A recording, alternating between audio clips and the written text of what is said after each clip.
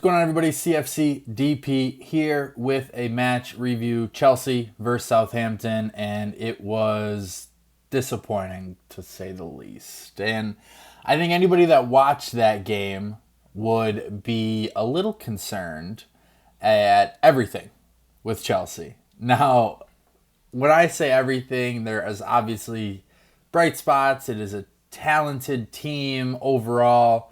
But there are just some big stopgaps that are problems with Chelsea from top to bottom. Big ones. Big ones. And it's the same thing over and over and over and over and over. Each game we lose, it's the same story. It's the same riddle. We go ahead and we win some games, and people are feeling good. Sterling is scoring. It's not sustainable.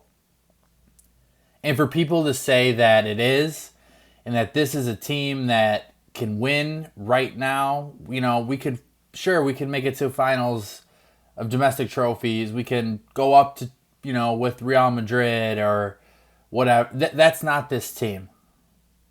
This team isn't winning anything. And now I'd love to be proved wrong where Chelsea and Thomas Tuchel rebuild this within the next 48 hours of the transfer window, but that isn't going to happen either. Say they bring in a Zaha and Anthony Gordon, maybe even a Frankie de Jong, and that's, a good start. It is the mental lapses, game after game after game, that is going to continue to ruin this club. I stand by this. Last year, Antonio Rudiger willed this team to the heights that they could because he was the only one to be able to smack a player in the mouth, figure of speech, but not always figure of speech, and deliver that cutting edge. This team is soft. Every position is soft. Thiago Silva is 37 years old and he's fighting for his life out there, and he is the only damn one. When people saw Broja come on and he's actually running right away, hard, direct, right at people. People love that because he's playing hard. Reece James, he wants it more than anything. He's fighting for it. That's why you like him. Raheem Sterling, he doesn't know any other way but to play hard. If these people don't start playing hard 1 through 11, you will lose games and you will not finish top 4. You will not finish top 6. You will be a mid-table team, and it's going to set this whole plan back years. Years. Chelsea is a destination. Don't get me wrong. It's a big club. It's in London. It'll always be that. But the buck kind of stops with the mentality of the team. When Rudiger left, the edge and the ferocity of this team left. It went right out the window.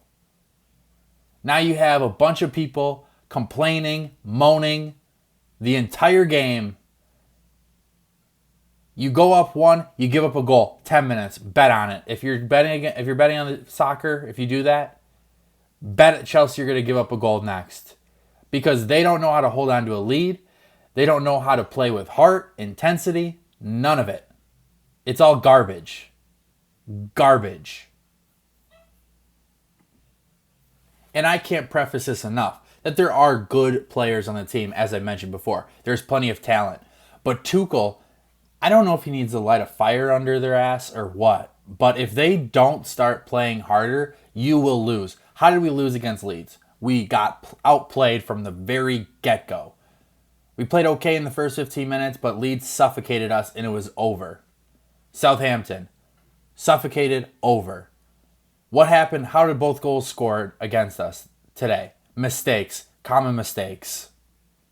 Set-piece defending and Jorginho turning it over yet again. And people will say, oh, well, Mason Mount turned it over, which he is no better. He was awful today. He's been awful the entire season. But if you do not fix these mistakes that are happening day after day, game after game, and it's a consistent thing, from the day we won the Champions League until today, it's been the same problems. Mendy has fallen off a cliff. Jorginho is the most unintimidating midfielder in the Premier League. It's so blatantly obvious to take a tactical foul after you turn the ball over like that. That is your job. I don't care if he's not a DM. You have to do that. It is such football 101. But even if he did, which it maybe even looked like he tried to foul him, he can't even take the guy down because he is so unintimidating. You see why I was clamoring for Aurelien Tchouameni for $30 million. Yeah, he maybe needed another year of top-tier football. Give it to him at Chelsea. Why would you not? His physical profile fit perfectly what you wanted in a midfielder. But you didn't do it. You didn't bite the bullet. And that's the last regime, so I can't fault the new regime. But it's just so frustrating. Yes, it's important to rebuild your defense. You are aging. Azpilicueta's aging. Rudiger's gone. Silva's aging. Getting Fofana, Koulibaly, Cucurella, all these guys in. Potentially Gvardiol, which was kind of the news of today, potentially a deal for next year. Agreeing with this year, he'll come next year. But if you don't fix the midfield, you are so screwed. We have 3 healthy midfielders, and one of them is Jorginho for West Ham. Chukwuemeka's going to have to play. He's going to have to. And this obviously is a bit of, we had a target of Frankie de Jong. He doesn't want to come. And if they don't get him before the window closes and they don't bring another person in, they are going to regret it because now these teams have us right where they want them. You either have to play the youth or you have to buy somebody within the next 48 hours. And if you don't buy somebody within the next 48 hours, you are in trouble. And now teams are going to gouge you because they know you need a midfielder.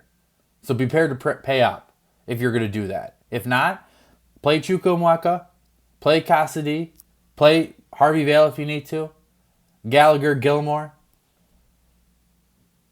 If you don't have a plan, you are in trouble.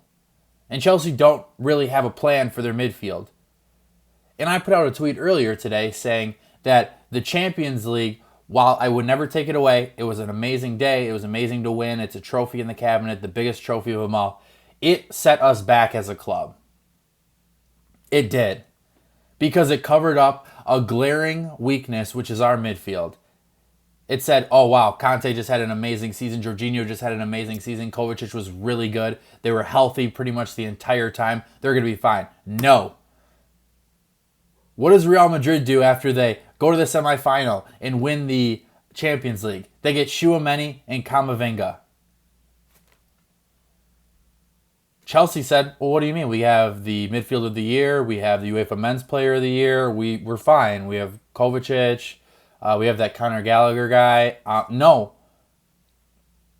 Conor Gallagher doesn't play in our system in a role. There is no role for that system, for him in the system. Jorginho, Kovacic, Conte, injury prone, getting older. You have to rebuild the midfield. And if they don't do it this window, they desperately failed. Desperately.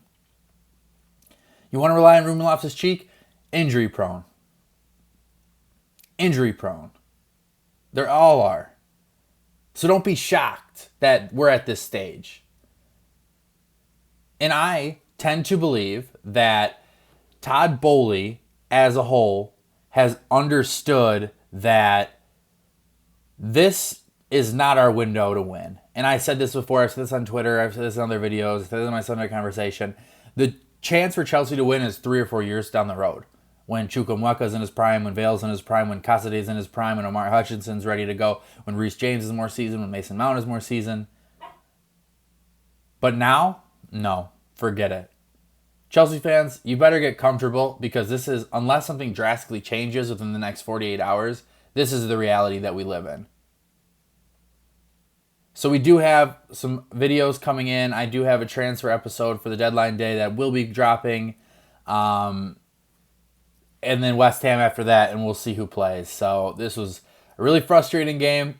Go ahead. I promise I'm not going to rant and rave like this all the time, but this today, I had to get it out. So go ahead, like, comment, subscribe to the video, follow me on Twitter at CFCDP1. I really appreciate it. Thank you, and have a great rest of your night.